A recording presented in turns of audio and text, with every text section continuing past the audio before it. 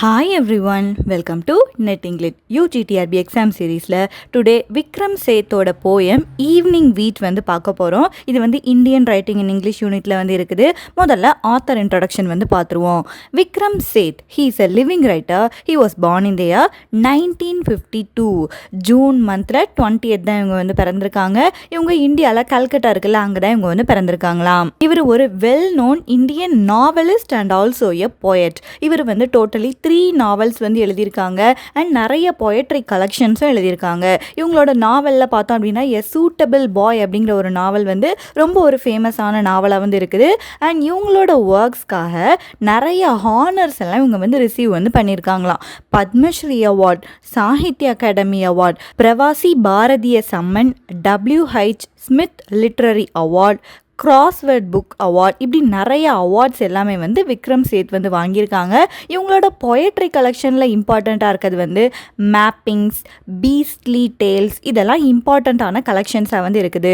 நிறைய பேர் வந்து இந்த விக்ரம் சேத்தை இந்தியன் ரைட்டர்ஸ் இருக்காங்கல்ல, அதில் ஒரு கிரேட்டான இந்தியன் ரைட்டராக தான் நிறைய பேர் வந்து பார்க்குறாங்களாம்.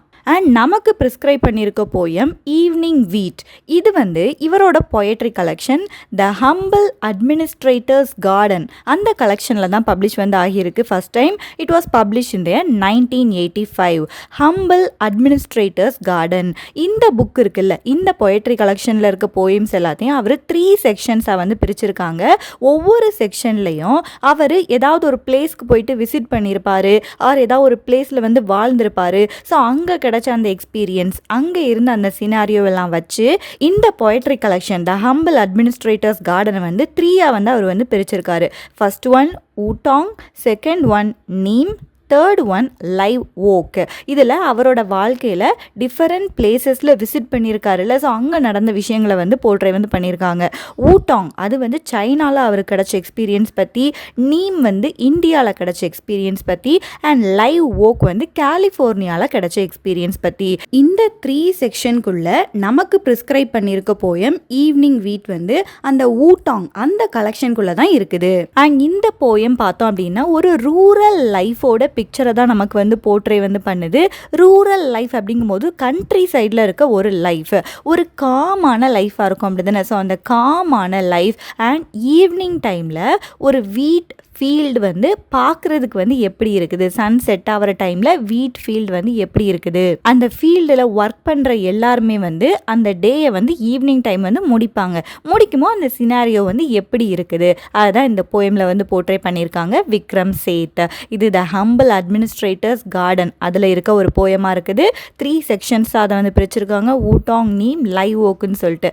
சைனாவில் இவங்களுக்கு கிடைச்ச அந்த எக்ஸ்பீரியன்ஸஸை வச்சு ஊட்டாங் கலெக்ஷன் வந்து எழுதியிருக்காங்க. அந்த கலெக்ஷன் தான் ஈவினிங் வீட் போயம் வந்து இருக்குது.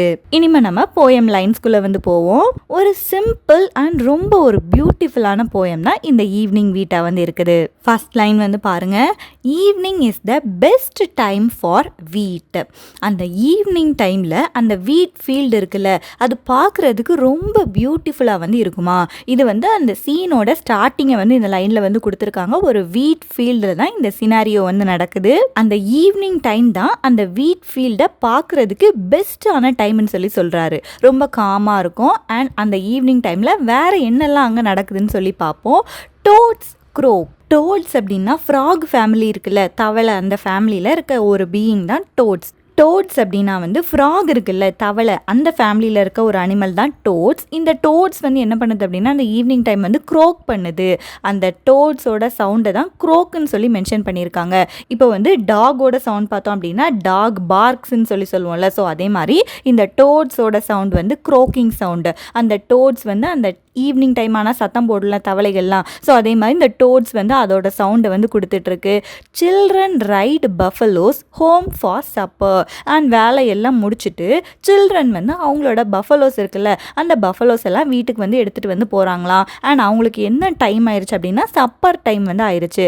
சப்பர் அப்படின்னா நைட்டு சாப்பாட்டை தான் இதில் வந்து மென்ஷன் பண்ணியிருக்காங்க. சப்பர், டின்னர் ரெண்டுமே கிட்டத்தட்ட சேம் தான். பட் டின்னர் அப்படிங்கிறது ஒரு ஹெவியான ஒரு மீலாக வந்து இருக்கும். சப்பர் அப்படிங்கிறது வந்து evening time or night time சாப்பிடக்கூடிய ஒரு ஆர்டினரி மீல். டெய்லி நம்ம நைட் வந்து சாப்பாடு எடுத்துப்போம்ல, ஸோ அதை தான் சப்பர்னு சொல்லி மென்ஷன் பண்ணுறாங்க.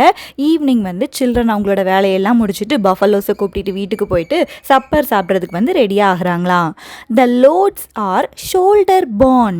லோட்ஸ் அப்படிங்கும்போது இந்த ஃபார்மர்ஸ் இருக்காங்கல்ல, அவங்க வந்து பண்டிலாக லோட்ஸை வந்து அவங்களோட ஷோல்டர் வழியாக தூக்கிட்டு வந்து போவாங்க அப்படி தானே.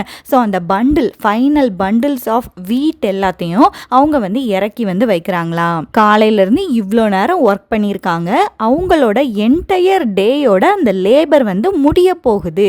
த last loads R shoulder borne அப்படின்னா அந்த ஃபார்மர்ஸ் கேரி பண்ணிட்டு போகிறாங்களா அந்த பண்டில்ஸ் எல்லாத்தையும் அவங்க வந்து இறக்கி வந்து வைக்கிறாங்க. ஸ்கொயர்ஸ் லைட் அப். ஸ்கொயர்ஸ் அப்படின்னா அந்த வில்லேஜஸ் ஆர் அங்கே இருக்க ஹோம்ஸ் தான் இவங்க வந்து மென்ஷன் பண்ணுறாங்க. ஈவினிங் டைம் ஆகுது அப்படிங்கும்போது வீட்டில் வந்து லைட் எல்லாம் போடுவாங்கல்ல, ஸோ அந்த லைட்டு லேம்ப்பு அது எல்லாத்தையுமே வந்து போடுறாங்களாம். ஸோ இது வந்து ஒரு டிரான்சிஷனாக காட்டுது. அந்த டே டைம் முடிஞ்சிருச்சு, நைட் டைம் ஆர் அந்த ஈவினிங் டைம் வந்து அப்ரோச் ஆகிருச்சு. ஸோ அதுக்காக தான் இந்த ஸ்கொயர்ஸ் லைட் அப். ஸ்கொயர்ஸ் அப்படின்னா எக்ஸாக்டாக தமிழில் சொல்லணும் அப்படின்னா சதுக்கம் அப்படின்னு சொல்லுவாங்க. இதில் வந்து இந்த வில்லேஜ் ஹோம்ஸ் அதில் இருக்க அந்த ஸ்ட்ரீட்ஸ் எல்லாம் இருக்குல்ல, ஸோ அதிலெல்லாம் லைட் வந்து போட ஆரம்பிச்சிட்டாங்கன்னு சொல்லி மென்ஷன் பண்ணியிருக்காங்க. அண்ட் த வீட் sags with a late gold. And இப்போ அந்த வீட் ஃபீல்டில் இருக்குல்ல, அந்த வீட் இருக்குல்ல, ஸோ அதை வந்து மென்ஷன் பண்ணுறாங்க.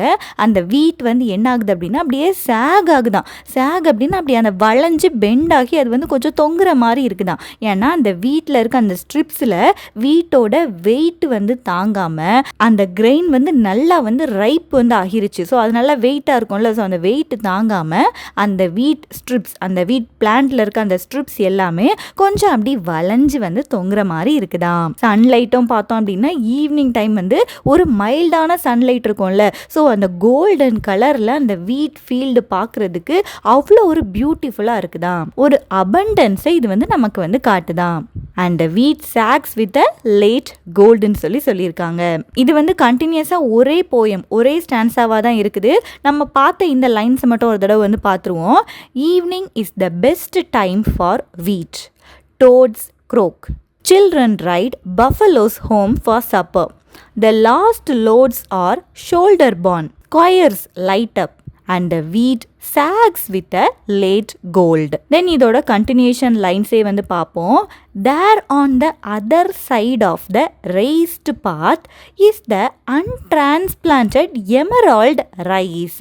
இதில் வந்து பக்கத்திலே இருக்க இன்னொரு ஒரு ஃபீல்டை பற்றி சொல்கிறாங்க. There on the other side, இதே இடத்துல இதோட அதர் சைடில் பார்த்தோம் அப்படின்னா கொஞ்சம் ரெய்ஸ்டான ஒரு பாதை வந்து இருக்குது. அது பக்கத்தில் பார்த்தோம்னா ஃபுல்லாக எமரால்டு கலரில் வந்து தெரியுது. வீட் ஃபீல்டோட கலர் வந்து கோல்டு கலராக வந்து இருக்குது. எமரால்டோட கலர் அப்படிங்கும்போது க்ரீன் கலராக வந்து இருக்குது. இந்த ரைஸ் ஃபீல்டெல்லாம் பார்த்தோம் அப்படின்னா அது க்ரீன் கலரில் தானே இருக்கும், பச்சை பசேல்னு இருக்கும்ல. ஸோ ஒரு சைடு வீட் வந்து கோல்டு கலரில் இருக்குது, அதுக்கு ஆப்போசிட்டில் அப்படியே பார்த்தோம் அப்படின்னா இந்த ரைஸ் ஃபீல்டு வந்து எமரால்டோட கலரில் வந்து இருக்குதாம். அந்த ரெண்டுக்கும் இடையில இருக்க ஒரு ரெய்ஸ்டு பாத், கொஞ்சம் லேசாக உயர்ந்த ஒரு பாதை, அங்கங்கே பாத்தி மாதிரி வச்சுருப்பாங்கல்ல, ஸோ அந்த ரெய்ஸ்டு பாத்து தான் இந்த ரெண்டு ஃபீல்டையும் வந்து செப்பரேட் வந்து பண்ணுதாம். But it is the wheat I watch the still dark gold. இவர் என்ன சொல்கிறாங்க அப்படின்னா ஒரு சைடு ரைஸ் ஃபீல்டும் இருந்தாலும் எனக்கு ரொம்ப பிடிச்சது என்ன அப்படின்னா இந்த வீட் ஃபீல்டு தான். இந்த வீட் ஃபீல்டு தான் என்னோட அட்டென்ஷனை வந்து கிராப் பண்ணியிருக்கு. அதோட கோல்டன் கலர் இந்த சன் செட் ஆகக்கூடிய இந்த டஸ்க் டைமில் பார்த்தோம் அப்படின்னா அப்படியே என்னை வந்து ஃபேசினேட் வந்து பண்ணுது. With may be a pig that has strayed from the brigade enjoying a few soft years. ஒரு மைன்யூட்டான டீட்டெயில் வந்து கொடுத்துருக்காங்க. வித் மேபி எ பிக் அப்படின்னா பிக் இருக்குல்ல, பிக் என்ன பண்ணுது அப்படின்னா அதோட குரூப்பாக தான் அது வந்து சுற்றிட்டு இருக்கும். அந்த பிக்கோட குரூப்பை தான் இதில் வந்து பிரிகேடுன்னு சொல்லி மென்ஷன் பண்ணியிருக்காங்க. ஒரு குரூப் ஆஃப் அனிமல்ஸ், இந்த பிக் எல்லாம் கூட்டமாக பிரிகேடாக வந்து போயிட்டு இருந்திருக்கு. அதில் ஒரே ஒரு பிக் மட்டும் எப்படியோ வாண்டர் ஆகி அந்த குரூப்ல இருந்து பிரிஞ்சு தனியாக வந்து இந்த வீட் ஃபீல்டுக்குள்ளே வந்து வந்துருச்சு. அங்கே வந்து அந்த வீட் இருக்குல்ல, வீட்டோட இயர்ஸை வந்து இது வந்து லேசாக அப்படியே சாப்பிட்டு வந்து என்ஜாய் பண்ணுது.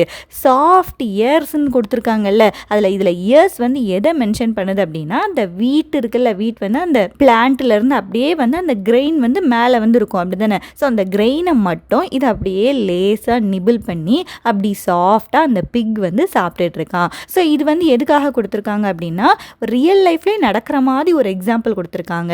ஒரு டீட்டெயில்டான ஒரு விஷயம் கொடுக்கும்போது நமக்கு அந்த சீனுக்கு வந்து லைஃப் வந்து கிடைச்ச மாதிரி இருக்கும். ஸோ அதனால் இதோட லாஸ்ட்டில் பார்த்தோம் அப்படின்னா, அந்த பிக் வந்து அதோட பிரிகேட்லேருந்து எப்படியோ எஸ்கேப் ஆகி இந்த வீட் ஃபீல்டுக்கு வந்து வந்துருச்சு. அந்த வீட்டோட கிரெயின்ஸை சாஃப்டாக அது வந்து என்ஜாய் பண்ணிட்டு இருக்கு அப்படிங்கிற மாதிரி முடிச்சிருக்காங்க. ஸோ இந்த லைன்ஸும் வந்து பார்த்துருவோம். There on the other side of the raised path is the untransplanted emerald rice, but it is the wheat I watch, the still dark gold, with maybe a pig that has strayed from the brigade enjoying a few soft years. So ஒரு rural country சைடில் வந்து evening டைமில் ஒரு வீட் field எப்படி இருக்கும் அப்படிங்கிறத விக்ரம் சேத் வந்து அழகாக வந்து போர்ட்ரே வந்து பண்ணியிருக்காங்க. அண்ட் ஆல்சோ இந்த போயம் வந்து அந்த ஹம்பிள் அட்மினிஸ்ட்ரேட்டர்ஸ் கார்டன் அந்த ஒர்க்கில் இருக்கிற அந்த 3 செக்ஷனில் ஊட்டாங் அந்த செக்ஷனுக்குள்ளே தான் இருக்குது. இதையும் ஞாபகம் வச்சுக்கோங்க. நம்ம சேனல் ஃபாலோ பண்ணுற சப்ஸ்கிரைபர்ஸ்க்கு தெரியும், ஏற்கனவே நம்ம ஈவினிங் வீட் வந்து பார்த்தோம். பட் அதில் நான் வந்து ஒரு மிஸ் இன்ஃபர்மேஷன் வந்து கொடுத்துருக்கேன். நீம் கலெக்ஷனில் இது வந்து பப்ளிஷ் ஆகியிருக்குது அப்படிங்கிறத நான் வந்து தப்பாக சொல்லிட்டேன். And I really regret it. And இந்த மிஸ்டேக்கை நமக்கு பாயிண்ட் பண்ணி சொன்ன நம்மளோட சப்ஸ்கிரைபர் கலாதேவிக்கும் ஒரு பிக்கான ஒரு தேங்க்ஸை வந்து சொல்லிக்கிறேன். எப்படி இந்த மிஸ் இன்டர்பிரிட்டேஷன் ஆகிச்சு அப்படிங்கிறது எனக்கே ஒரு கன்ஃபியூஷனாக தான் இருக்குது. நீங்களுமே ஒரு வீடியோவை பார்க்கும்போது அதை நீங்கள் கிராஸ் செக் வந்து பண்ணிக்கோங்க. நானும் இன்டர்நெட்டில் கிடைக்கக்கூடிய அவைலபிள் ரிசோர்ஸஸ் வச்சு தான் உங்களுக்கு வந்து வீடியோ வந்து மேக் பண்ணுறேன். நீங்களும் ரீசெக் பண்ணிக்கோங்க. ஏதாவது மிஸ்டேக் மேக் பண்ணியிருந்தேன் அப்படின்னா கண்டிப்பாகவே கமெண்ட் செக்ஷனில் எனக்கு வந்து சொல்லுங்க. At least I am happy in the sense எக்ஸாமுக்கு முன்னாடியே நம்ம அந்த மிஸ்டேக்கை வந்து கண்டுபிடிச்சிட்டோம். அண்ட் சாரி அகைன், இந்த கரெக்ஷனை வந்து ஞாபகம் வச்சுக்கோங்க. And that's it for this lecture. We will meet in the next lecture. Till then, happy learning.